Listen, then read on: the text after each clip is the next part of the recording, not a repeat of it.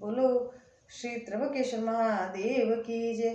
ओंकारेश्वर महादेव की जय। बाबा महाकालेश्वर महादेव की जय।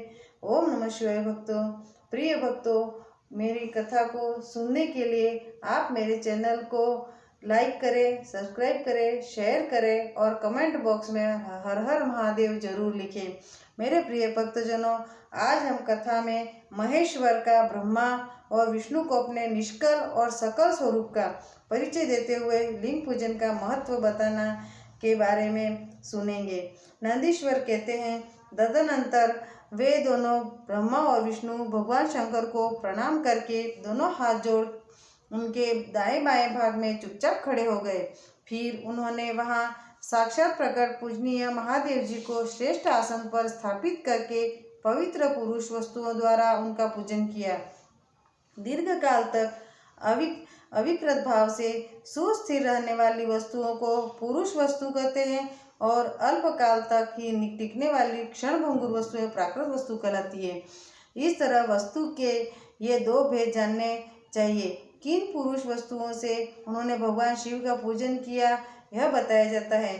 हार, नुपुर, केयूर, किरीट, मणिमय कुंडल, यज्ञोपवीत, उत्तरीय वस्त्र, पुष्पमाला, रेशमी वस्त्र, हार, मुद्रिका, पुष्प, तांबूल, कपूर, चंदन एवं अगरू का अनुलेप, धूप, दीप, श्वेत छत्र, व्यजन, ध्वजा, चवर तथा अन्य दिव्य उपहारों द्वारा जिनका वैभव वाणी और मन की पहुँच से परे था, जो केवल पशुपति परमात्मा के ही योग्य थे और जिन्होंने पशु बद्ध जीव कदापि नहीं पा सकते थे, उन दोनों ने अपने स्वामी महेश्वर का पूजन किया। सबसे पहले वहां ब्रह्मा और विष्णु ने भगवान शंकर की पूजा की। इससे प्रसन्न हो भक्तिपूर्वक भगवान शिव ने वहां नम्र भाव से खड़े हुए उन दोनों देवताओं से मुस्कुरा कर कहा। महेश्वर बोले, पुत्रों, आज का दिन एक महान दिन है। इसमें तुम्हारे द्वारा जो आज मेरी पूजा हुई है, इससे मैं तुम लोगों पर बहुत प्रसन्न हूँ। इसी कारण यह दिन परम पवित्र और महान से महान होगा। आज की यह तिथि शिवरात्रि के नाम से विख्यात होकर मेरे लिए परम प्रिय होगी।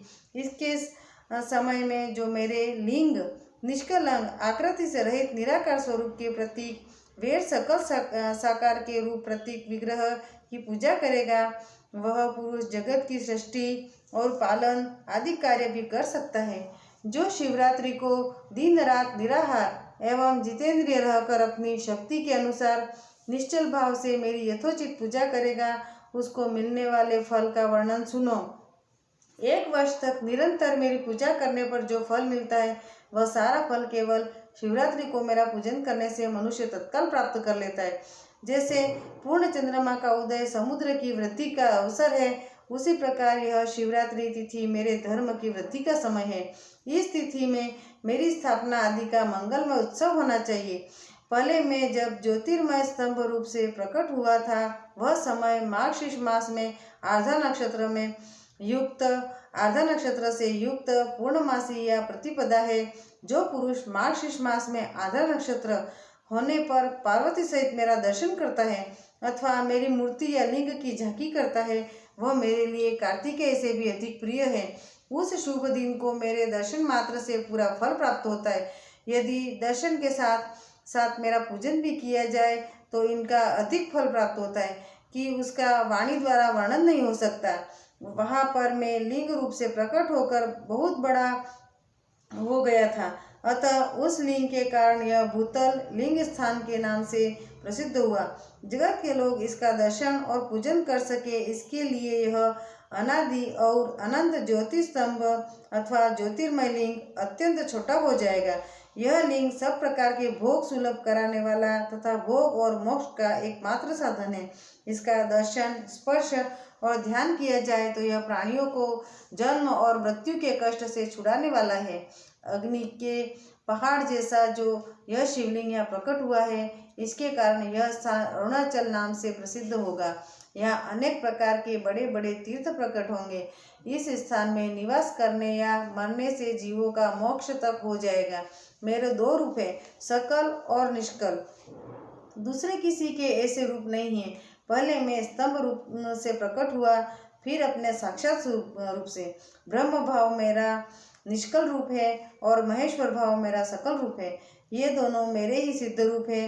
मैं ही परब्रह्मा परमात्मा हूँ। कला युक्त और अकल मेरे ही स्वरूप है।